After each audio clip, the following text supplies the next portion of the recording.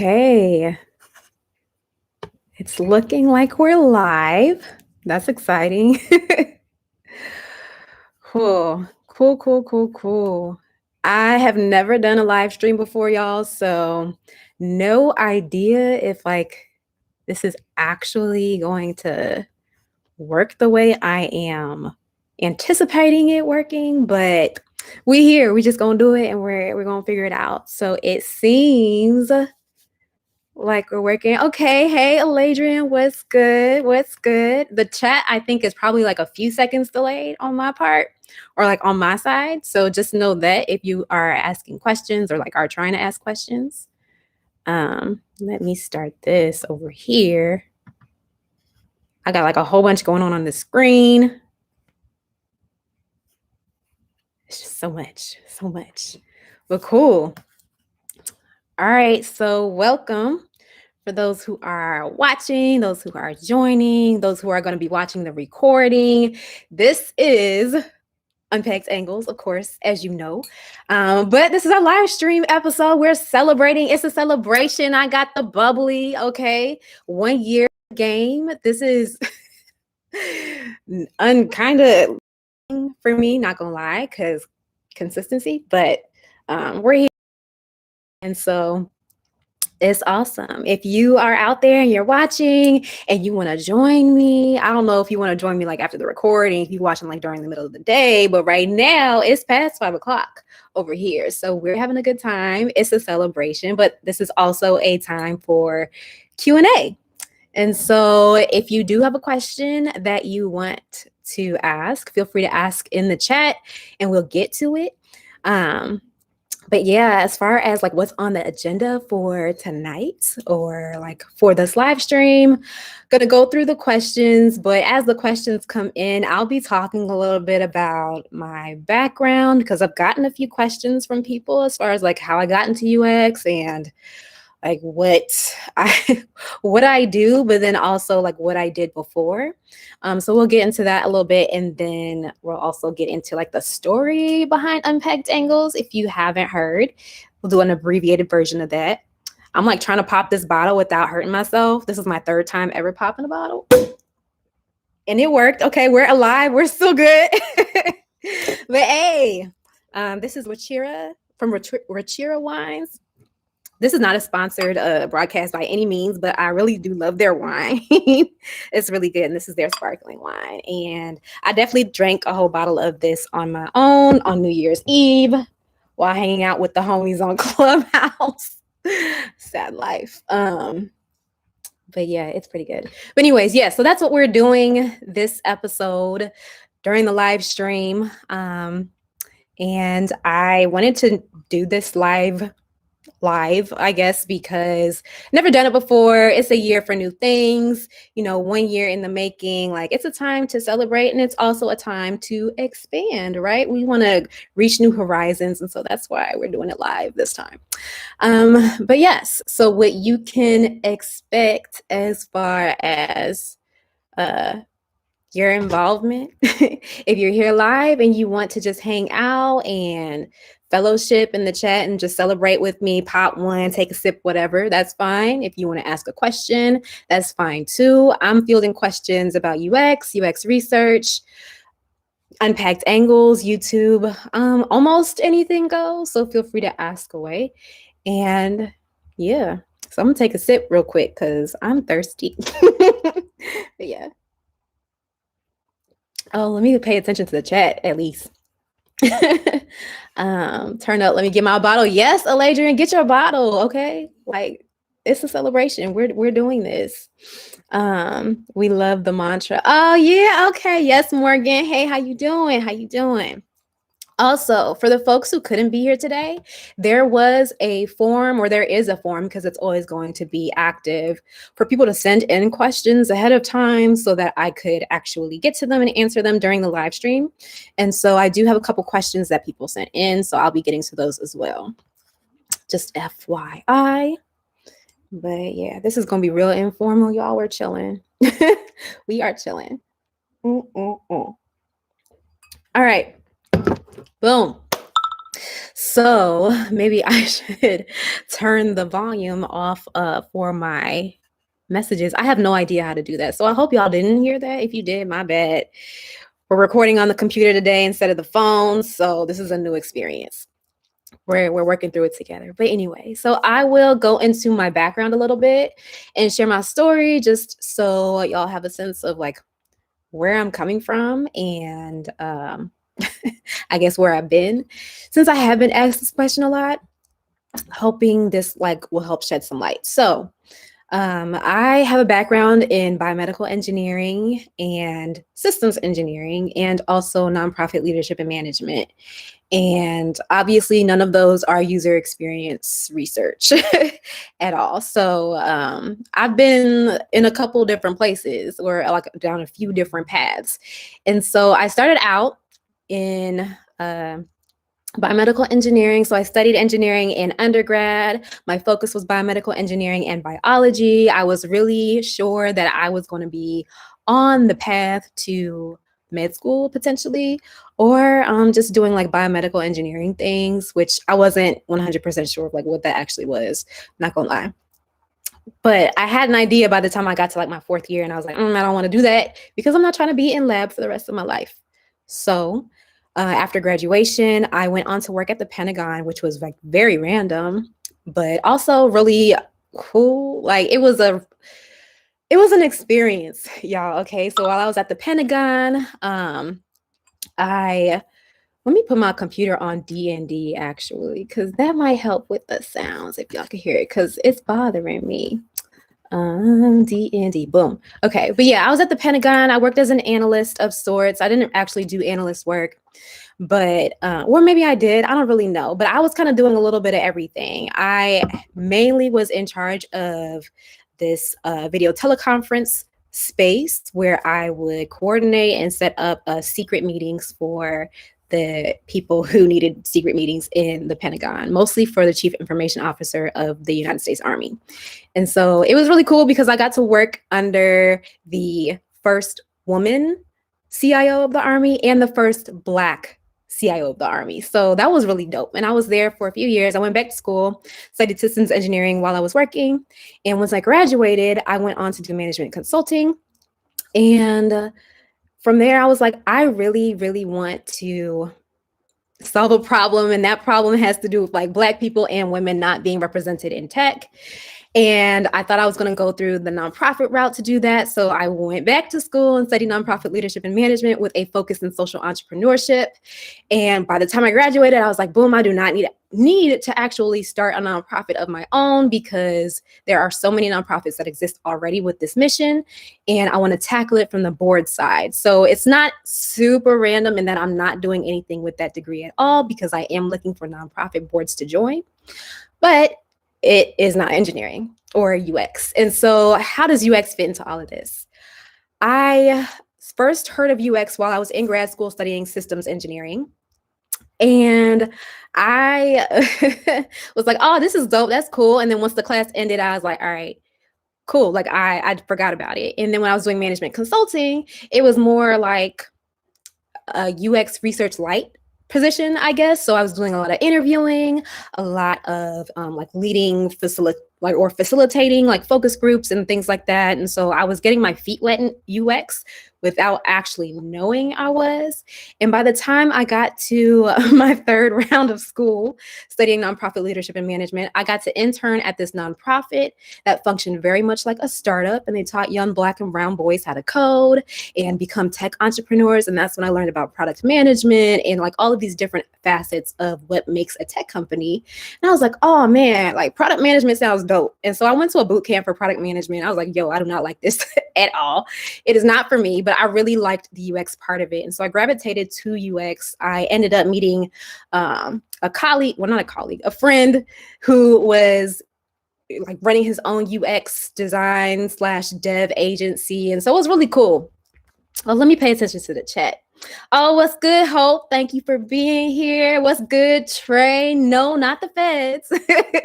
Not the feds. But yeah, so I met the homie Brian and he ran his own agency. And so I got to dive into UX topics there. And we put on like events or like discussions for the community in LA. And that was dope. And so I really just like was teaching myself about UX. And by the time I graduated, so I went to USC, I graduated, I was looking for a product management / UX job and couldn't find one. And I ended up meeting someone who had started her own startup. It was in the beauty tech space. It tackled the problem of women finding products that worked well for their hair specifically. And I was like, yo, that's dope. And so I ended up doing some consulting work for her in terms of like UX and doing an assessment of the screens that she had designed by a design agency.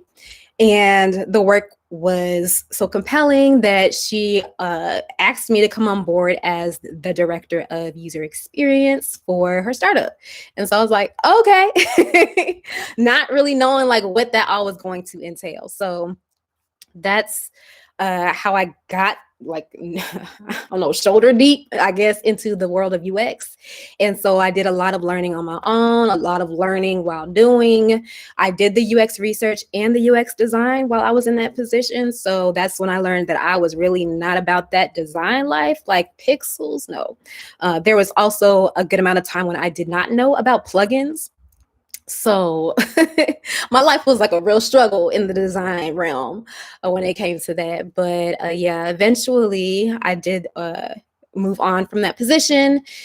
It was about a year and some change that I spent doing that. And then I needed to recuperate because early startup life is no joke, y'all. Like it's not glamorous at all, especially if you don't have like mad funding. So yeah. Ended my time there, took a break for 3 months to recuperate from early startup life. And then I started looking for jobs. And this was like January 2020. I got my portfolio together, my UX research portfolio. So if you have questions on that, feel free to ask. And then March hit and then like COVID came through the US and like messed us all up. And so I was still job searching during COVID and it was a struggle. If you go and look at some of the raw angle episodes, I think a while back, you'll see like during my job hunt process, like what I was going through, I was getting a lot of rejections, a lot of like people not responding, things like that. So it was a lot. Listen, baptism by fire makes us better. You know what, Eladrian? I mean, I guess that's true. But, you know, if it doesn't have to be that way, then I'm just like, but why? But why? But yeah, like sometimes you have to get thrown into the pool and you either sink or swim. And I'm always going to swim. So that's what I'm about. And it was definitely that way when I was working at the Pentagon. Like I was definitely the youngest person in the office, just trying to figure things out. But yeah, so I was looking for a job earlier this year or last year, what is time, and couldn't figure out like what the key, like the sauce, the recipe, like whatever it was. Like eventually I think I did get closer to it, but yeah, so I was applying, getting denied. And I had a few interviews set up, then COVID hit. And those interviews got pulled back real fast. And so got depression instead. And I think around May timeframe, I had applied to Figma and didn't really think nothing of it. Like I didn't get a referral. I didn't do like the things that I would normally do. But I applied and they reached out to me and I'm just like, yo, that's what's up. I don't know why, but you know, it turned out to be a great magical thing. And so I ended up getting a job. So that's my backstory in a nutshell. I'm trying to, how long was that? I don't know. Every setback is a setup for a major, or I was about to say a major comeback. Look at me putting words in your quote, Hope. But you right, that's true. Morgan, I'm always gonna swim that part for, girl, you know, like what other choice do we have? I'm not about to sit here and swim or sink. Like that's not an option for me. What was the sauce? You know, we're gonna get to that. All right, so let's do some questions. So we had a question earlier. Morgan asked, what inspired you to create the channel? Let me take a sip. I think it's a good thing that I started off with the backstory as far as my background and kind of my journey into where I got to like right now. And I do have something else to share too that I'll probably share after this. So what inspired me to start Unpacked Angles? When I had finished my time with the beauty tech startup, I was just like, all right, so like what is life? It was actually a really difficult and emotional time or like decision for me to step away because I didn't want to. Like I really, really, really did love the product. I loved the mission of the company. Like it was just like it was like that. And on top of that, I really liked like setting my own schedule and just like being like working for me. And so when I ended my time there, because it was a difficult decision, it was just like a lot to consider, like after I didn't have nothing else to do. Right. I'm just like, man, what, like, who am I? Like, what am I supposed to do now? Like, I had a lot of pride, I think, when it came to me, like being part of a startup and then also being part of just like the community that I got to be a part of because of I was gonna say status, but like I really didn't have a status. It was more like this quote unquote club of people who are like doing their own thing. And so I think there was a lot of pride there. And then there was a lot of me attaching my identity to what I did. And so like stepping away was just like, man, like this is a lot. I talked to my mentor and she was like, like, you're making the decision, it's for you. Like that's what matters. And she gave me the idea. She pushed me. She was like, why don't you start creating content? And she was talking about Instagram. And I was like, I mean, maybe. Okay, maybe. She's like, yeah, I think people will actually like really watch your stuff. And I was just like, okay, we can try it out. Let's see. And so she planted the seed and I was like, you know what? Bump Instagram. Like we gonna take it, we gonna go big or go home. Like, right. So I was like, let's do YouTube. I had no idea how to start a YouTube channel. I had never done anything like with YouTube before. And so I like did research, figured things out. I'll go more into detail about that maybe later.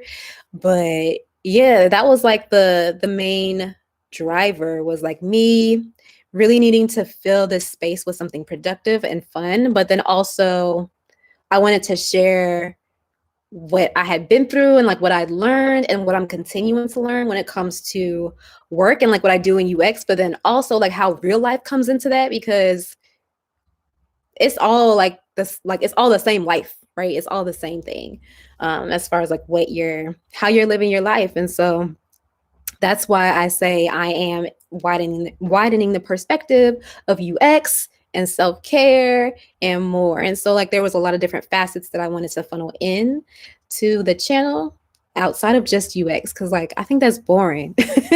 Like I mean I like UX, I love UX research, I love talking about it, but at the same time it's just like we all also have other things going on in our lives, and like why just focus on that? Let's be real, and so that was the main push that I wanted to like or the main thing that I wanted to really communicate like through the content that I create on this channel is just I don't want it to be fake. I don't want it to be not authentic or inauthentic. Is that a word? No, I don't really know. Adrian, is that a word? Help me out, girl. But yeah, I just wanted it to be real and come from a place of authenticity. It's just like, yeah, this is what I do, but also I'm a human being and this is all the other shit that goes into that along with it. So yeah. Also, there's a train that is now going by. Y'all probably barely hear it when I do my regular videos because it's not live, and I make sure to cut that out or like to not record when the train goes by. But if you hear it, sorry, it's live. But yeah, that was like the motivation behind the channel. But my mentor really just like planted the seed. Yeah. Let's see. Hope asked, what was the sauce? So as far as the sauce, I think you're talking about like the secret sauce to like applying to jobs and like getting people to respond to you, and not necessarily like just getting an automated email message that says, oh, thank you for applying, doesn't look like you're qualified, blah, blah, blah, blah, blah. I'm gonna take a sip. Yes, so the sauce. I started being really intentional about like where I was applying and what roles I was applying for. Of course, at this point in time, I knew I wanted to be a UX researcher or have that be my role. I was also open to UX design positions that were very heavily focused on research. And so I like one started out being very intentional about where I was applying. And then I was also catering my resume, of course, to the job description.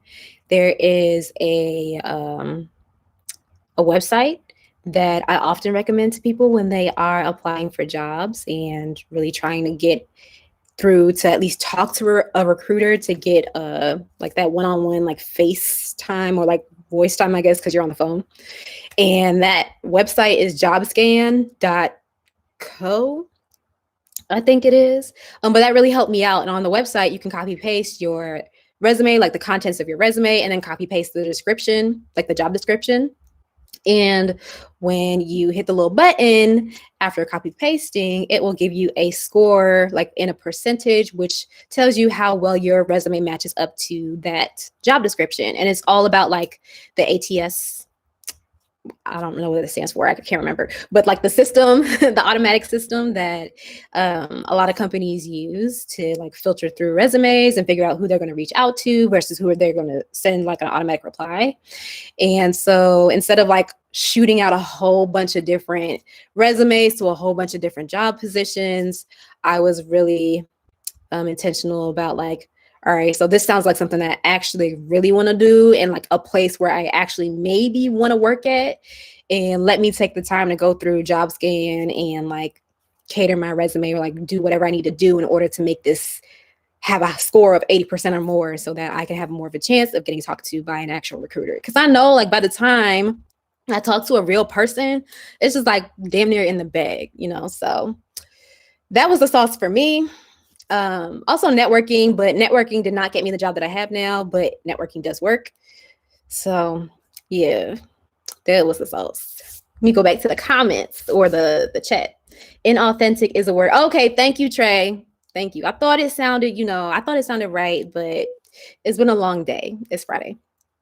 Eladrian said, what train? There's just a train. It's not Amtrak or anything. I think it's one of those like industrial trains that goes by.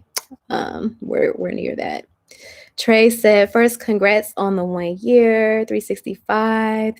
Yes, thank you. I haven't been streaming for 365 or like this is my first time streaming, but I have just been producing content for YouTube for the last year and some change. So I really appreciate it. Yeah, this is like we popping bottles. Like this is I don't know. It's like huge, but not huge at the same time.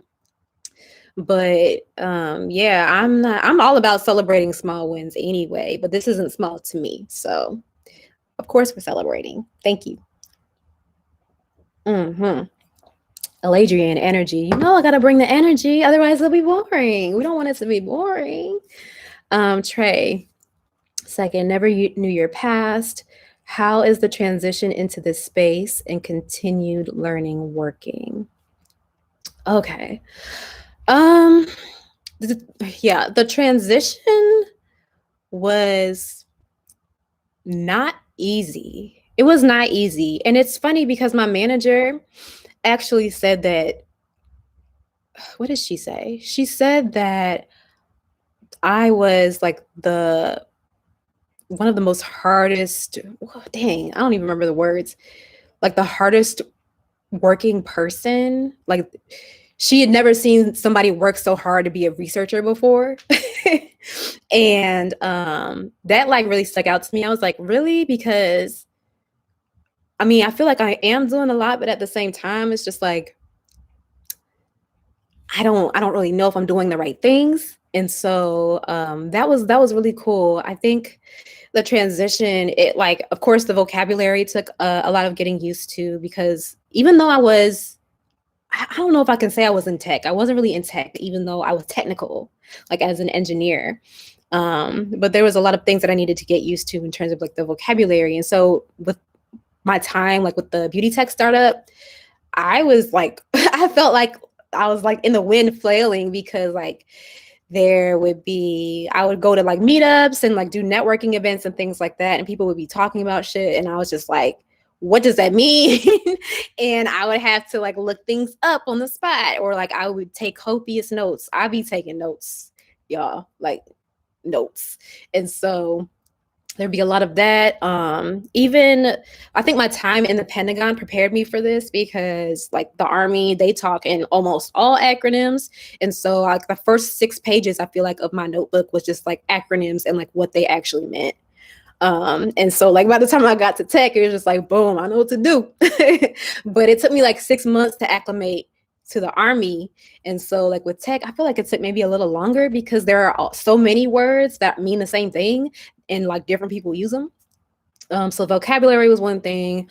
Also, like the process was another. I always felt like if things weren't going exactly the way that Nielsen Norman said it should go, or like whatever resource I consulted said it should go, then like I was messing up. And it took me some time to learn that like nobody's process actually looks like that. And if they do, like it's like on some very like alien shit. Like it's not always like cookie cutter. It's like very rarely that. And so there was a time when I felt like a failure, like I was just not doing things right because my process or like the way I was thinking I thought was wrong or like not right. And so that was just a learning experience, like it's just a learning process. And it wasn't until like I started actually talking to other people, because I was a solo UXer at that time. It wasn't until I started talking to other people, it was just like, oh, okay, so nobody actually knows what they're doing, or like, oh, okay, nobody actually understands like what what this means. What's a product designer? Like so many different definitions. Like it depends. And so there was just so many things that I didn't recognize, that like in different feelings that I had that I didn't recognize other people had too, until I started talking to people. And so I made it a mission of mine to like reach out on LinkedIn and talk to people. And like, even if they couldn't offer me anything, like even if they couldn't offer me a job while I was job searching, just talking and networking and like figuring out, okay, so like what do you do? And like, what are your challenges in what you do? And so that helped to make me feel a little bit more secure and more confident as a self-taught person. And then, of course, like working at the job I'm working at now has really helped to solidify, okay, it's just like sometimes I'll think back and just like, damn, like I was right to think that. Or, man, that did make sense that I felt that way, because it is actually what it is. But because I didn't have a mentor at that time or anybody on my like UX team to like bounce ideas off of or like talk things through, then it just didn't feel right. But now I understand like, oh, okay, so this is the way things are, or this is actually a problem that needs to be improved upon, and like just nobody's figured out a good way to do that.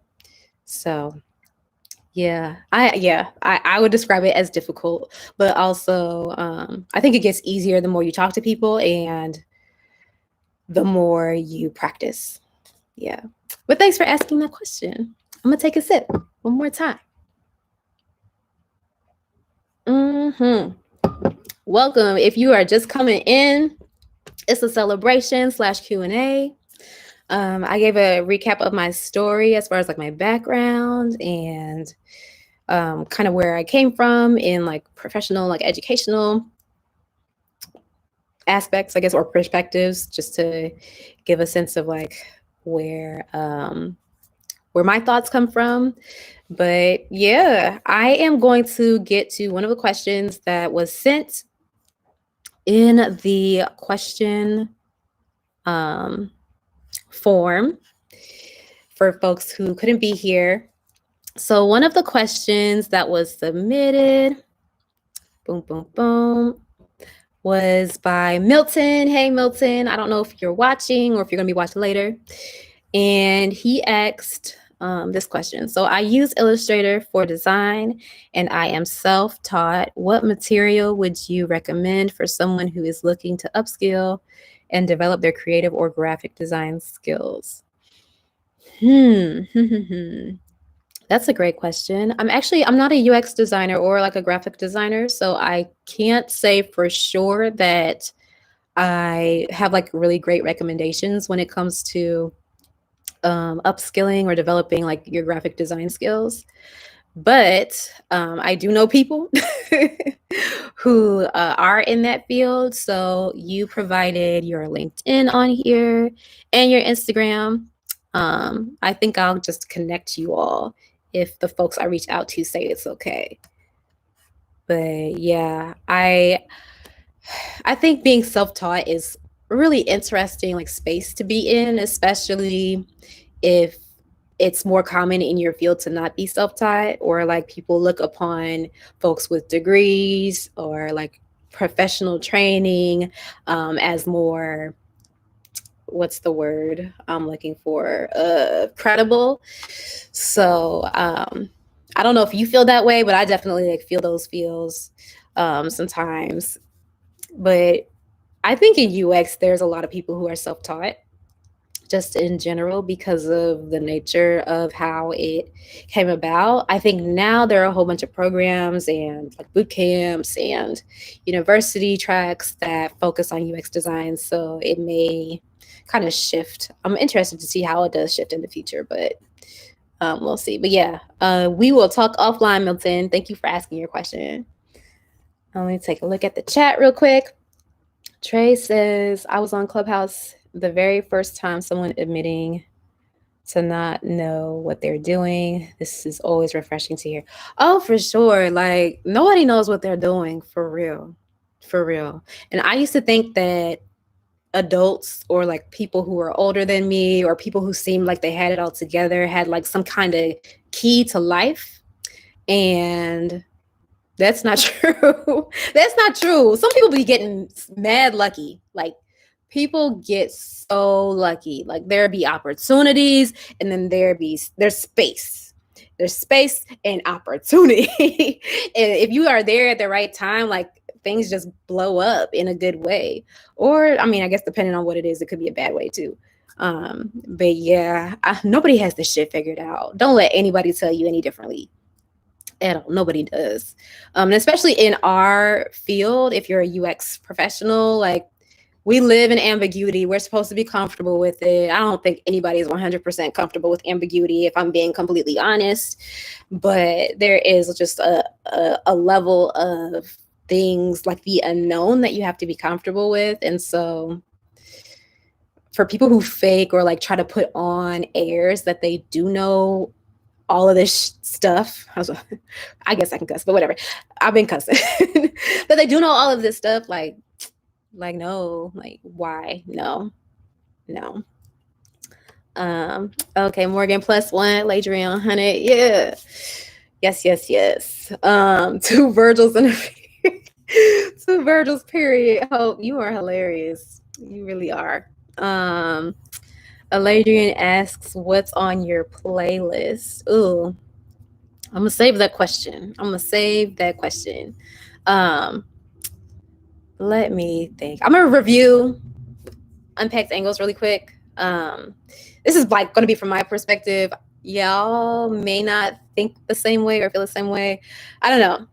So when I first started Unpacked Angles, I like researched a whole bunch and like figured out what I needed to do, like from just YouTube and then Skillshare. I think I like took a Skillshare course or two to figure out how to talk to the camera and then also to like start the YouTube channel. And I feel like my first few videos are very interesting. Like they're interesting. I of course like have a more critical eye, I guess, because like I know what I'm doing, or like I know what I sound like, or I know how I am. But I'm definitely like trying a little bit too hard with the energy in the first few episodes, in my opinion. But I think overall it's been really cool to just see the growth. We're at 500 and 80 something subscribers, I think, maybe. I don't know. I can't remember. I'm looking at my phone right now because I guess I should know this since it's my channel, but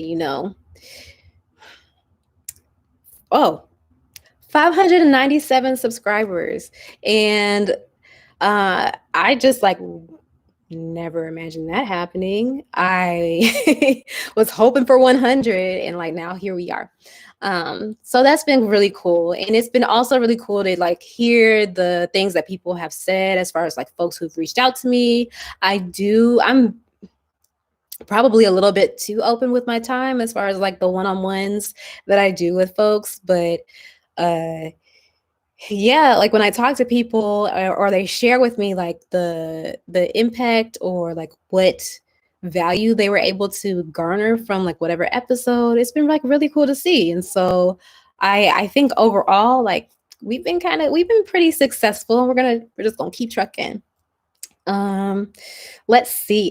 Ladrian, let's get her to 600. Girl. Hype woman all the way. Yes. All right, what's on your playlist? So I have a lot of playlists. Yeah, but as far as my research playlist, this is a thing, okay? And if you don't have a research playlist, I'm guessing if you're a researcher that you don't get nervous or butterflies or anything when you're about to go into a research session. And all I gotta say is, good for you, because I definitely do. And I have like one main song that I do play. Shout out to Krista, my teammate. She's also a researcher, and she like basically what's the word? Bequeathed? I don't really know if that's the right word I want to use, but I inherited the song that's on her research playlist. And now, of course, I don't know the name of the song. It's that Big Sean song. These be doing research. That song with him and Ariana Grande. Yes, so that gets me hyped. Plus, it's about research, kind of. So that is always a like really great song to play before jumping into a research session. I'm probably gonna cut this out of like the the recording. But yes, and also if you did not know, got into heavy metal like real hard last summer. I got lost in a YouTube hole. I don't even know. I think it started on Twitter. And I clicked this link and then I ended up in heavy metal territory. And now I have a huge ass playlist of heavy metal songs. And they really they bring me life. I don't know. Definitely all of them are not heavy metal, like, but it's metal. So it's just a whole bunch of different types of metal on this playlist. And yeah, they be getting me hype. I be in my emotions. Like it's all like good when I when I listen. I can't listen to it when I'm doing work though, because I'll be too hype. But when I don't have to do work or I don't have to focus or whatever, definitely metal. I bless that metal playlist. Let's see. Show. Ladrian put you on. Trey, I was like, with you is a wild song to start research. Oh yeah. Not that one. Not that song. But yes, cool. Hope got screwdrivers in the chat. I don't really know what that's supposed to mean. Or that's not screwdrivers. I guess they're screws. Metal, maybe. I don't know. Yes. Okay, cool. I have another question. I think this is the last question that came in the form that people could submit prior to the live stream if they couldn't make it. And this one is from Shannon. And Shannon asked, let's see, how to transition into UX research from different job backgrounds. And I think that's a great question.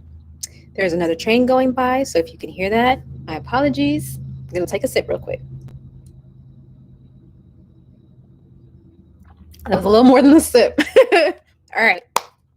So as far as transitioning, I talked a little bit about like language, like the vocabulary and trying to get used to that.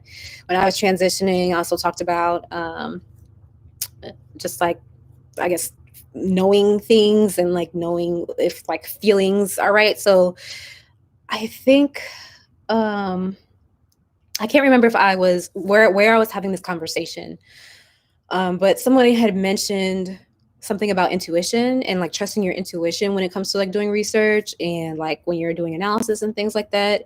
And I think that's true up to a certain point, because when you're just starting out, it's just like, what is your intuition actually based off of? And when I was just starting out, I'm like, I try to be very self-aware. And so I would like to think of myself as a self-aware person. And so in thinking that, it's just like, I know that I don't have, like back when I was trying to get into research, I know that I don't have experience doing this. And so trusting my intuition at that stage is just like, well, what am I really trusting? I think I'm trusting my biases because I don't really have anything to base my intuition off of, versus like what I maybe think that has maybe nothing to do with UX research. Like, I don't know. And so I think what really helped me was, outside of what I already mentioned, is just researching research, like how to do research and what goes with that. So how to ask questions, what types of questions to ask, what types of questions to not ask, reading about consent and what that means, reading about privacy and what that means, different methods, of course, and like when to use those and when to not use those maybe, and like what those different methods could potentially give you in terms of insights, and also communication styles and a little bit of psychology too. So research has a lot to do with communicating with different people and communicating in the best way that they can understand what it is that you're saying. And so, especially when you're working with a whole bunch of different stakeholders potentially in the future, you really want to understand like how to communicate with them in a way that they will understand what it is that you're trying to say. And so I don't think I personally did as much research into communication as I probably should have. And this is something that I don't think is known in the or like in about research before actually getting in there, at least before back when I was trying to figure it out. But you have to be able to communicate and communicate well and justify your decisions, justify your thinking, all of that, and do that with different people. So you might have more technical people that you're speaking to. You might have more like people on the business side that you're speaking to. You might have people who are not on either side that you're speaking to and don't understand like the actual like lingo or abbreviations. What are those called?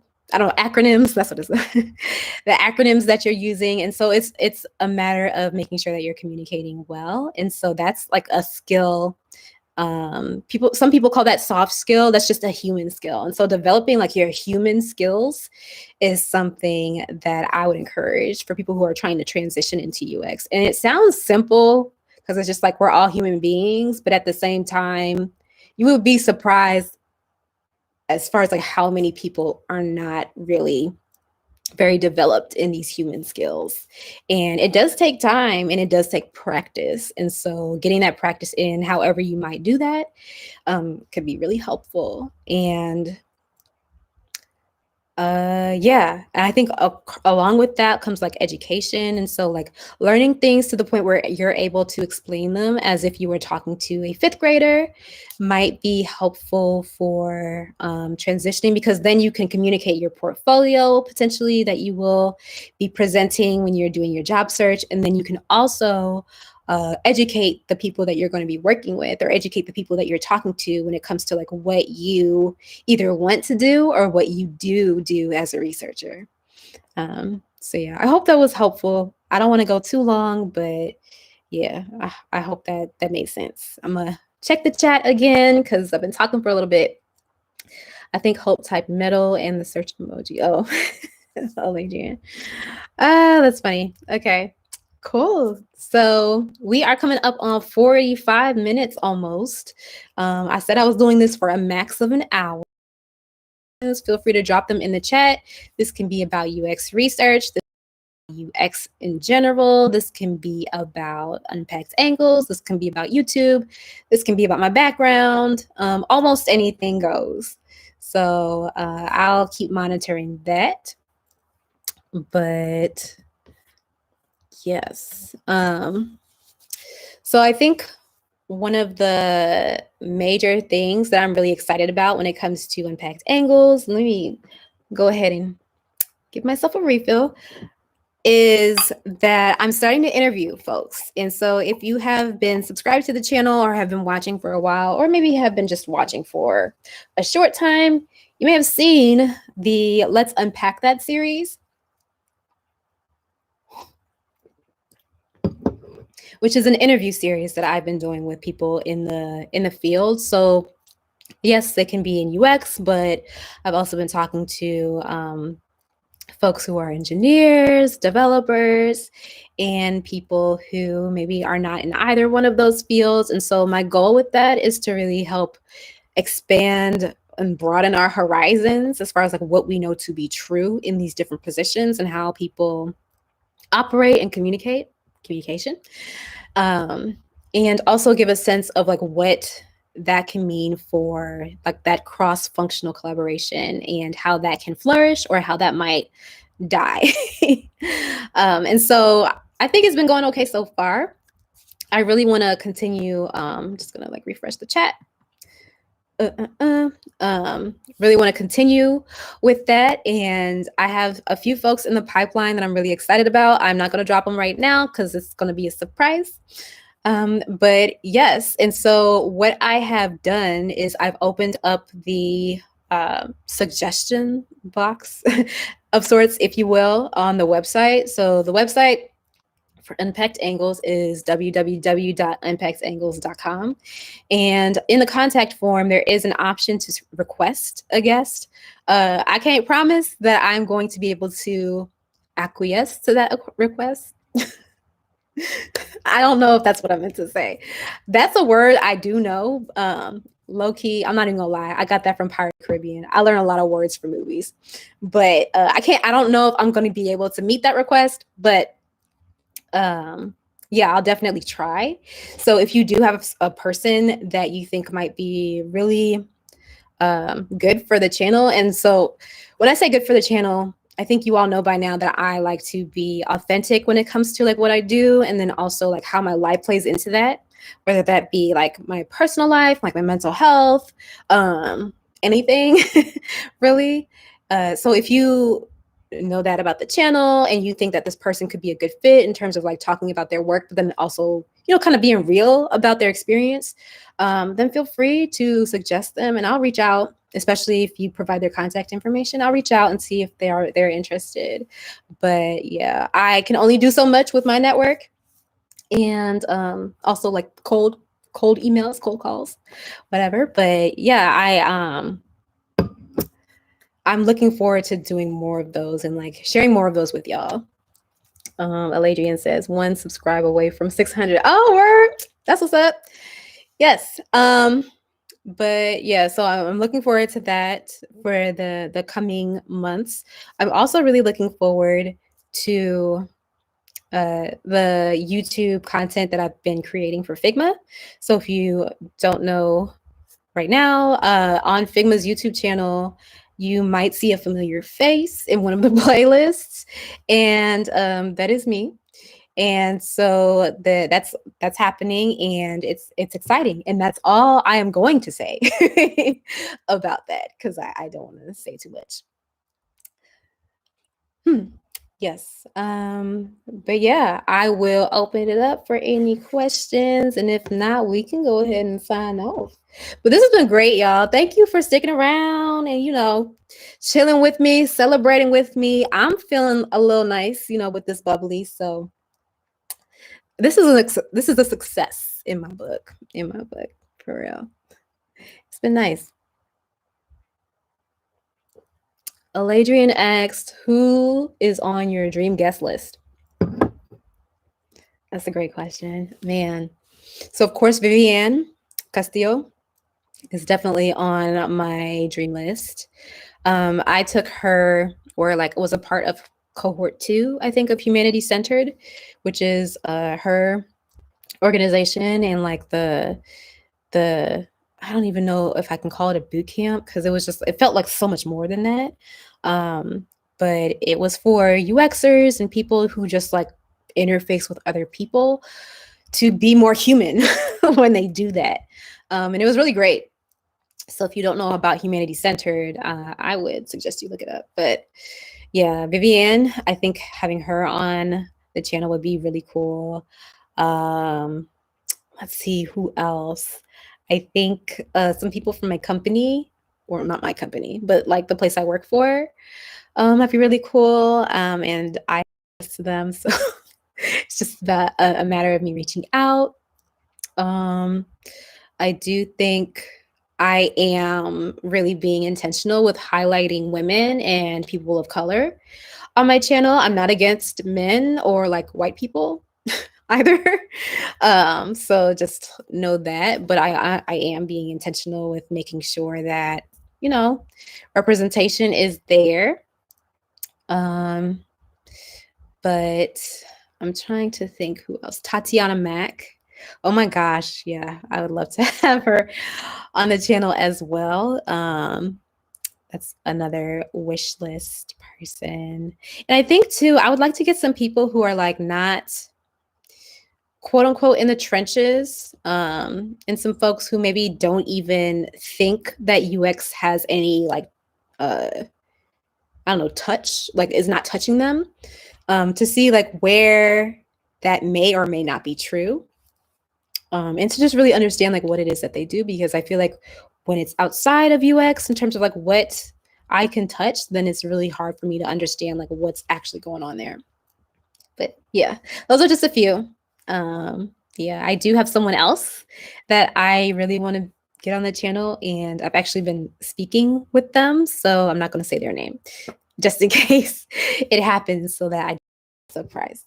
But yeah, that's who I am thinking is on my dream guest list for now. Mm-hmm. Yes, yes, yes.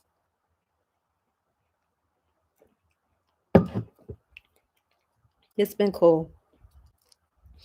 It's been really cool. All right, last call for questions. Last call. Adrian says, love it. I love it too. I love it too. Yeah.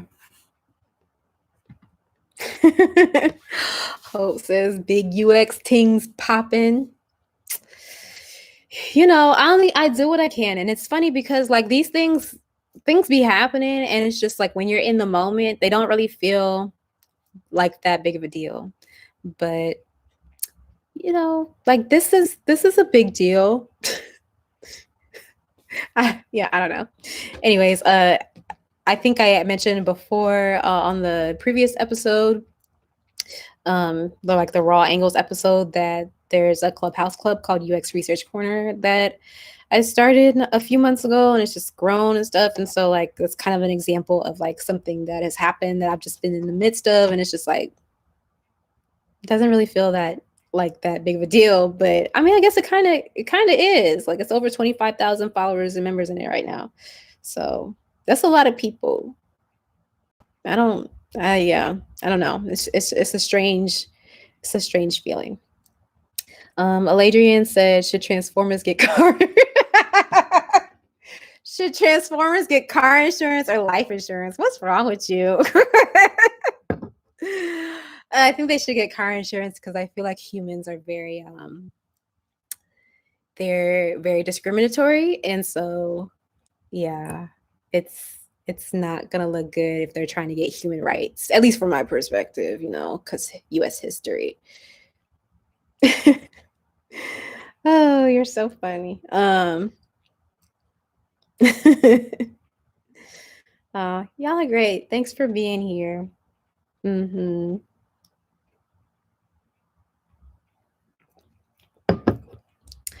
Ah, yes. All right, cool. I think this live stream was a success, and I'm looking forward to editing this video. um, yeah, what an answer. I got answers. I got questions for days, and I got answers, you know, for seconds, like maybe minutes. You know, I got a few answers, but lots of questions. Mm-hmm. Yeah. Well, this has been dope. Thank y'all for tuning in on a Friday night or like whatever time/day it is for y'all. But I think I'm going to end this because this is my second glass, and I think we're done with the questions. All right, cool. I will catch y'all whenever I catch y'all. Thank y'all for being here. And I think I'll go ahead and do like my spiel so that I can have that on video because I'll be forgetting sometimes. So, yes, I hope that, somebody learned something. But this was fun. I definitely think I will do this again. And I did qualify for like LinkedIn live streaming. I've never been to a LinkedIn live stream before, so I don't really know like what that entails or like what to even expect with that, or even if I should do that. I don't know.